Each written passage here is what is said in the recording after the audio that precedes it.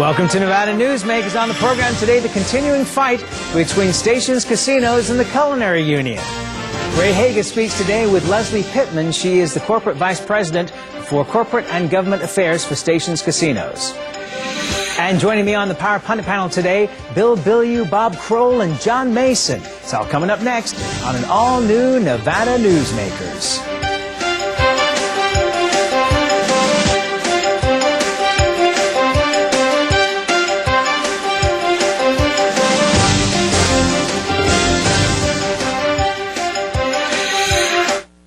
Nevada Newsmakers, brought to you in part by the Tahoe Reno Industrial Center, the world's largest industrial park, the resort at Red Hawk, and the Peppermill family of casinos. Corporations moving to the Tahoe Reno Industrial Center require reliable power, fiber optic communication, and clean water sources. And yet, there's another amenity we're very proud of here at TRI, rail service. So far, we've built over 2 miles of railroad track, and another 3.6 is under construction. When companies need to transport freight, we're going to help them move it quickly and efficiently. Welcome to the Tahoe Reno Industrial Center, the largest industrial park in the world, building economic prosperity for Nevadans.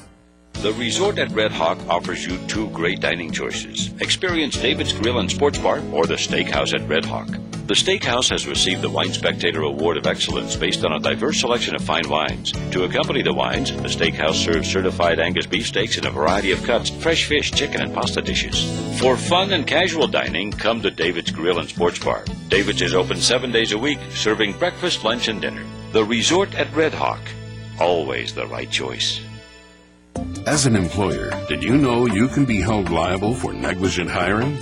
A background screening by Employer Links can uncover criminal records, like alcohol and drug convictions. It can verify the applicant's education, driving records, and professional licenses. Employer Links can check civil records, registered sex offender records, and Social Security fraud. Hiring the right person shouldn't be a gamble. Call Employer Links. Employer Links, protecting your investment. So, who do you use for workers' comp? Pro Group Management. Ah, I've heard some good things about them. You bet. Employee background checks, safety training, claim seminars. Oh, and here's the great part. If you have an issue, they work for you, not against you. Sounds perfect. And expensive. Well, that's the best part. They saved me 30%. I've heard they've saved others 50%. Works for me. Pro Group Management. Finally, workers' comp that works for you. You are watching Nevada Newsmakers. Hi, I'm Ray Hager with the Reno Gazette-Journal, and joining us today on Nevada Newsmakers is Lesley Pittman. She's the Vice President of Corporate and Government Affairs of Stations Casinos, Inc. Glad to have you here today, Lesley. Thanks for having me, Ray. Now, it's been reported that Stations Casino is going to jump into the Northern Nevada market. You have 3 parcels of land that you could develop, but the one that has probably gotten the most news play so far is your about 88-acre plot off the Mount Rose Highway that you plan to build a regional resort destination. Is that what it would be? Yes, we have an 88-acre parcel there. It's right on the southwest corner of 395 and Mount Rose Highway, and it will be adjacent or across the way from the Summit Sierra Regional or Summit Sierra Lifestyle Center that's being constructed there at this time. Okay, now there's been some opposition, as you know, from neighborhood groups who fear this development coming into their community because they purchase homes in South Reno, expensive homes for the quality of life. Now, some residents are against it. The Culinary Union is against it. How are you going to get this project through? Well, one of the things that we are focusing on is certainly engaging the community in a two-way communication. So part of the things that we're starting to do is introduce station casinos and the type of facility and project that we propose to bring to that area, which, according to the Redfield Regional Center, is supposed to be a high-density corridor for that area. So we believe that this project that we'd like to bring is appropriate for that area.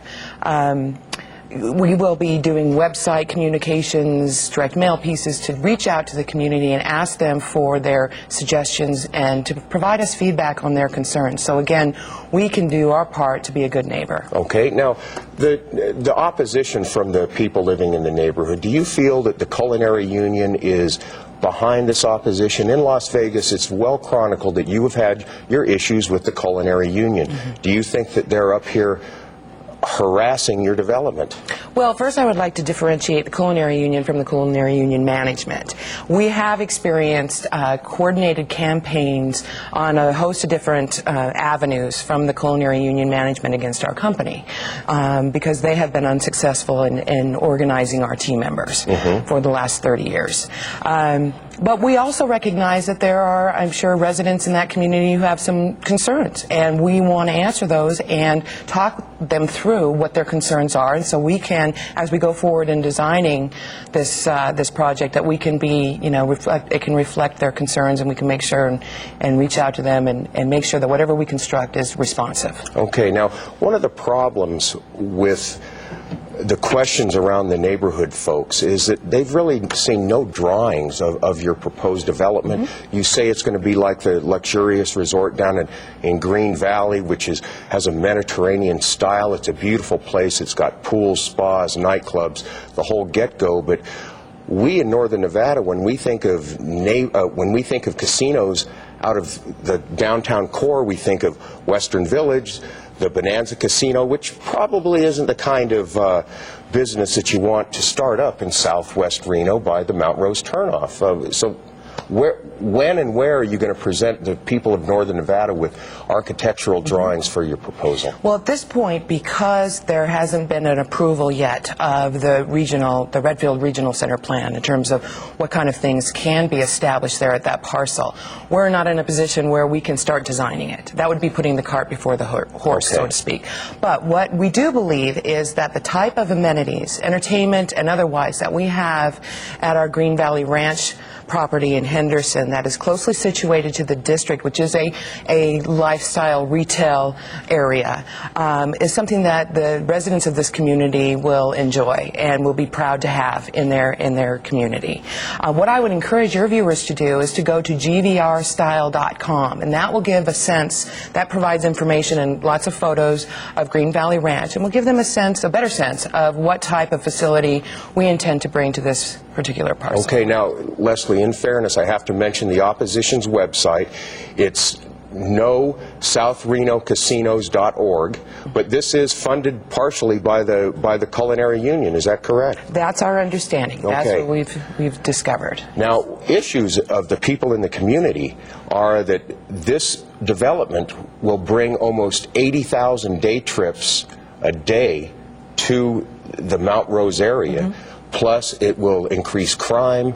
There's more potential for drugs and alcohol abuse. How do you counter these claims? Well, let's start with drugs, crime, and alcohol abuse. We have never seen any sort of research that that determines that when you introduce gaming into a community that you see increases in that. In fact, we've done some, we talked to the Henderson Police Department. We have not seen any sort of uptick whatsoever in those type of activities, and there have been national studies.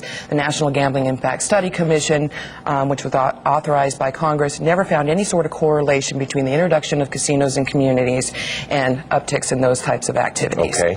The traffic? The traffic issue is very important to us because certainly any successful business needs to make sure that their guests have egress and ingress that is not, traffic congested whatsoever. So we want to make sure that our guests have the opportunity to get to our facility without traffic congestion. So we are going to work very closely with the city. We're going to be working very closely with planners to ensure that adequate traffic studies are conducted so that we can mitigate or make sure that there is appropriate thoroughfares and corridors that ensure that there isn't undue traffic congestion. Okay, Lesley, let's stop it right there. We'll be right back after this with more of Lesley Pittman of Stations Casinos. For a videotape copy of any Nevada Newsmakers program, call 775-857-2244. The tapes are $20 each, including shipping. Since its creation more than a decade ago, the Southern Nevada Water Authority has focused on 3 goals: preserving water quality, improving water conservation in Southern Nevada, and meeting the community's current and future water needs. Through thoughtful planning, responsible management, and collaboration, it's succeeding. As we move into the 21st century, the authority continues to embrace sustainable water development and efficient water use. That's our promise to Nevada.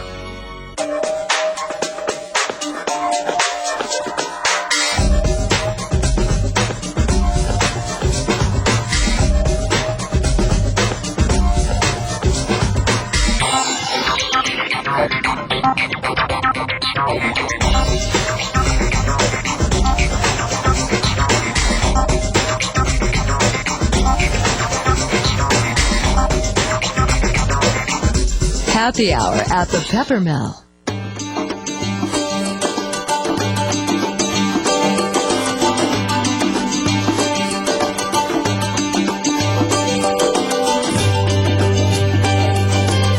Thanks to an ongoing commitment by America's mining companies, more than 2 million acres already have been reclaimed.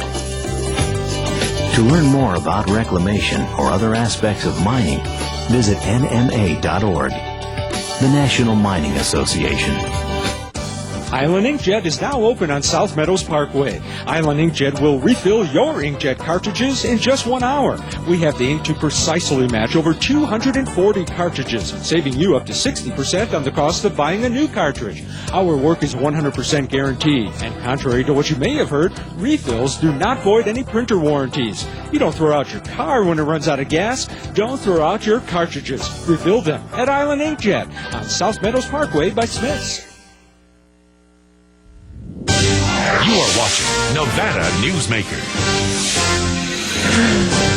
Hi, we're back with Nevada Newsmakers and Lesley Pittman from Stations Casino. Now, Lesley, we're talking about the proposed development by the Mount Rose turnoff. You have a Reno City Planning Commission meeting on October 19th that is a vote is going to be taken that could really give you a green light to go ahead. Well, and let me first clarify that is the city's application. We are merely, our project is just one element of what the city is. Of the Redfield development. The Redfield Regional Center Plan, yes. So it's not really our application, but our project is incorporated in that proposal. Okay. How important is this Planning Commission meeting to your development? Well, we think it's an important step in the process. It's a necessary step in the process that's been designed to ensure that adequate steps are taken to consider, impacts and that sort of thing. So my understanding is after the October 19th meeting, if it all is approved, then in November it'll go before the full Reno City Council for approval, and then I believe to the Regional Planning Commission to ensure that it conforms with that what is intended for that conforms with the land use. Okay. And we believe, like I said, that this facility that we hope to bring to this community is fully appropriate for that area. Okay, now this development or planned development is only one of 3 parcels of land that you own in northern Nevada. Could you speak about the 2 others? Now, there is one that is very close, in fact, the other side of 395 near the Mount Rose Highway, the old Boyd property. Are you going to connect that property with your planned development at Mount Rose? Well, I'll say beginning in February of this year, we did go on a little bit of a land buying spree in northern Nevada, but we believe solidly in the growth opportunities that exist in this market. I can say on the old Boyd parcel, there are gaming entitlements, but we believe that the Sierra Summit parcel that we're really focused on, that's going to be part of this Redfield Regional Center plan, and the project we want to really focus on as our priority is a more appropriate location for what we intend to bring to the market, to the gaming. Okay. We also have the convention center site. Yes, 8 acres. 8 acres of land, which recently was unanimously approved by the Reno City Planning Commission. So we're very excited about that parcel of land as well. But that's secondary in terms of the priorities that we have, and we intend to develop something on that location within the next 5 years. Okay, Lesley. Stations Casino is a very lucrative group from Las Vegas. Why invest so much blood, sweat, and tears in northern Nevada when gaming in Reno is relatively flat? why do you come into a flat market? Well, we're bullish, Ray, on Northern Nevada, and what I mean by that is that we love Nevada as a whole. We love the stable regulatory, tax, and political environment that exists here, and it's miles ahead of any other sort of legalized gaming jurisdiction, I think, across the country. I think, secondly, you've got a 3.8%, I believe, combined annual growth rate in Northern Nevada. You've got a very diversified and very strong business community that's experiencing significant growth.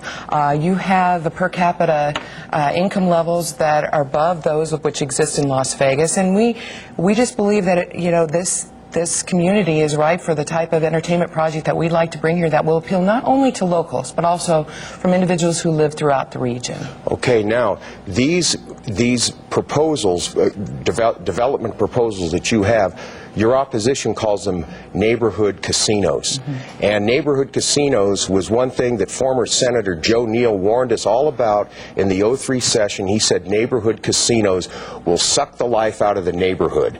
And, of course, you would tend to differ with Senator Neal on that? Yeah, respectfully so. We call them locals casinos because you'll find that our projects are not located inside neighborhoods. They are typically along major thoroughfares.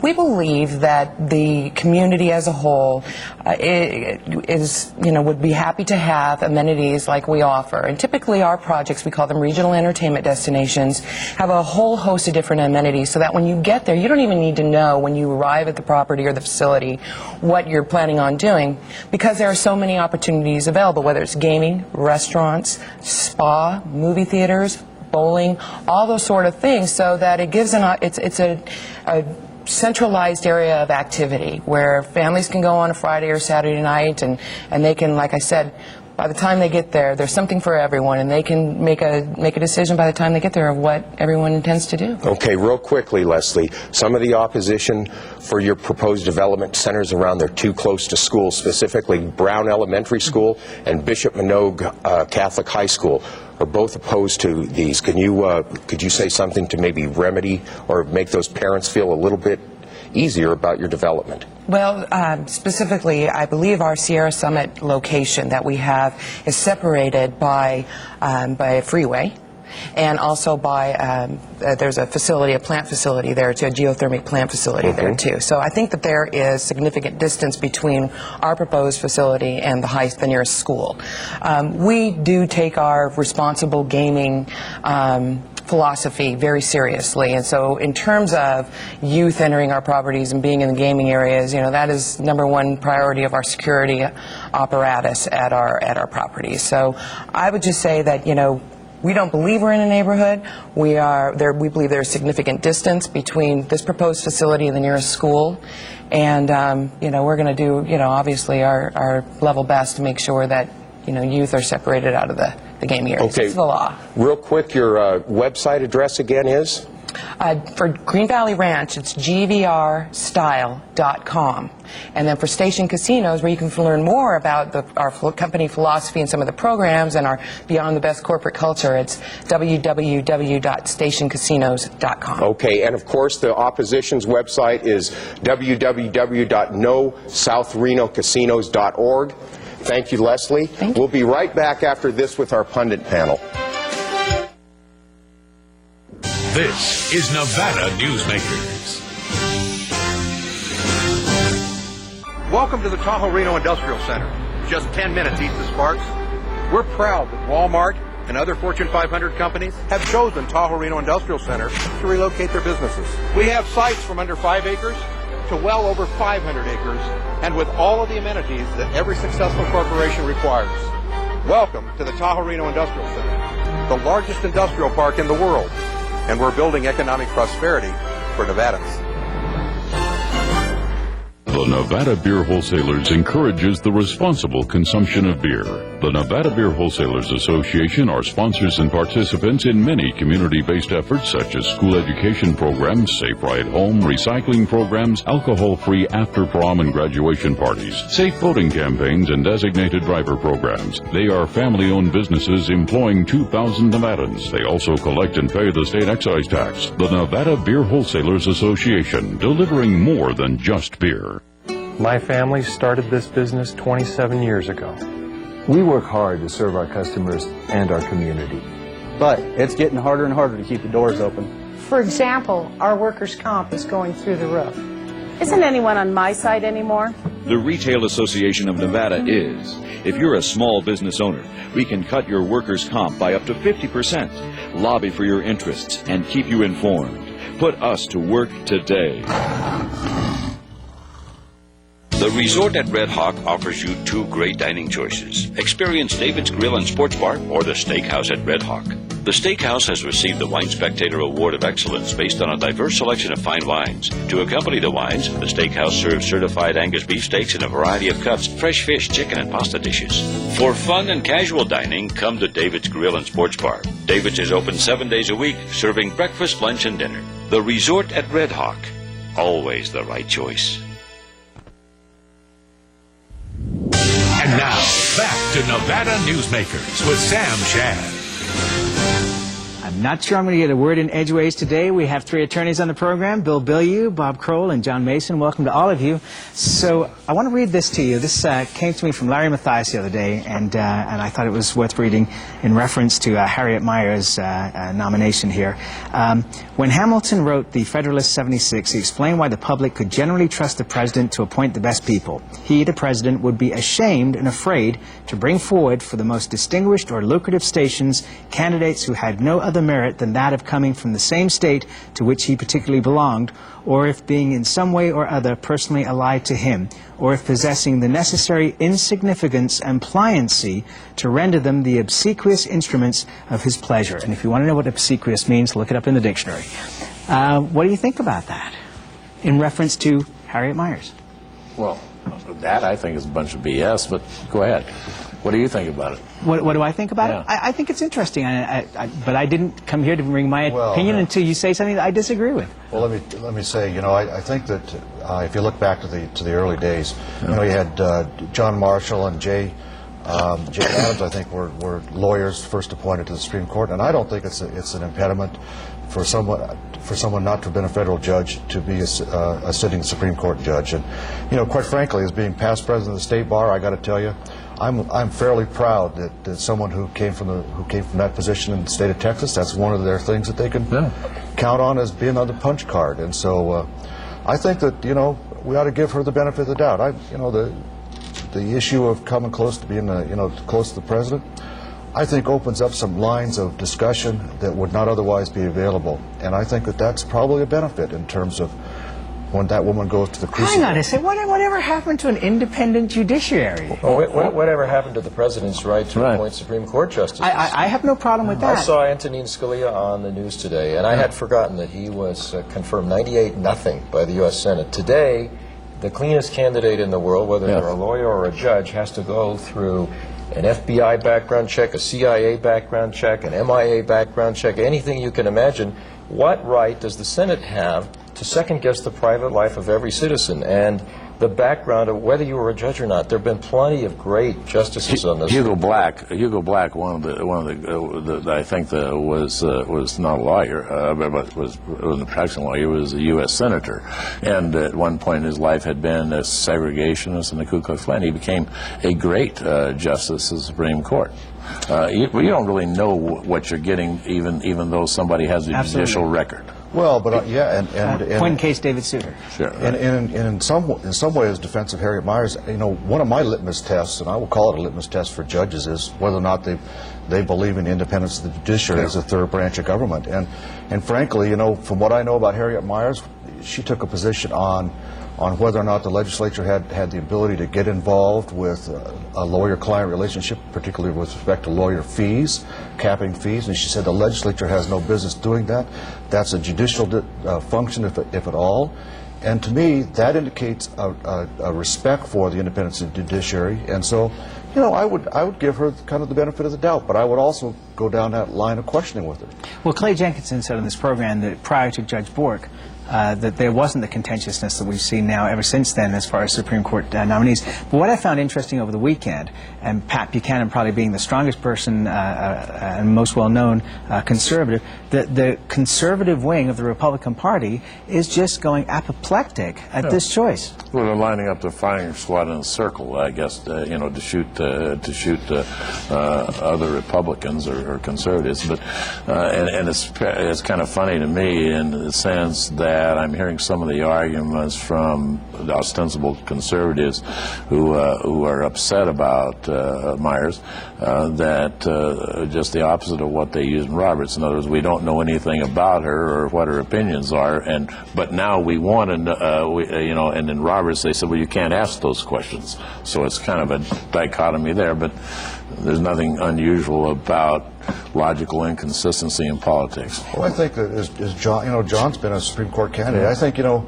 out in the public, there are a lot of people who want judges or potential judges to answer specific questions, and there's a lot of frustration because those who are running can't answer those questions.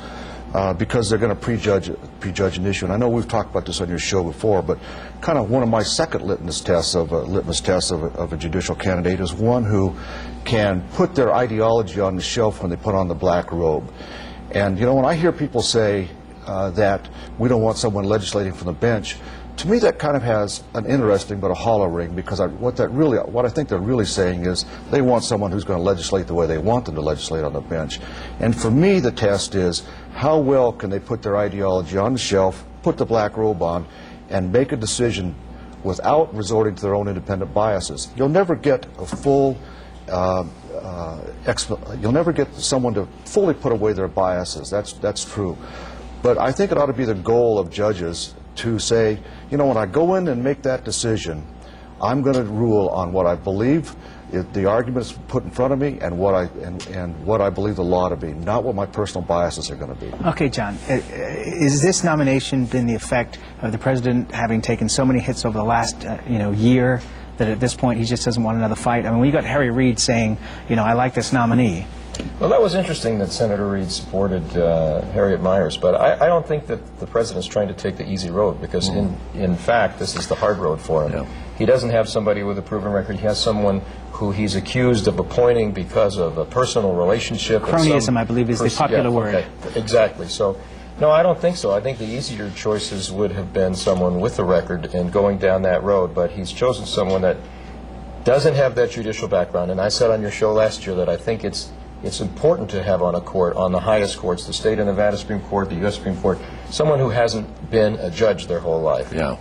Kids, if you want to be a Supreme Court judge in the United States, don't do anything for your entire life. Don't write anything. Don't say anything. Wait a minute. And you can get confirmed. President. We'll be right back after this. Nevada Newsmakers, brought to you in part by the Tahoe Reno Industrial Center, the world's largest industrial park, the resort at Red Hawk, and the Peppermill family of casinos. South Reno's hotspot for food, fun, and friends is the Tamarack Junction. Enjoy great food 24 hours a day in the Dining Car Restaurant. For a quick bite and the best sandwiches in town, it's the Whistle Stop Deli. And for the best appetizers and menu selections and a large variety of cocktails, beers, and martinis, it's Sully's Sports Bar, Grill, and Nightclub. The Tamarack Junction is your junction for fun. South Virginia and Amani Ranch Parkway. Coming up tomorrow, reporter Aaron Neff, and we'll look at the new bankruptcy laws.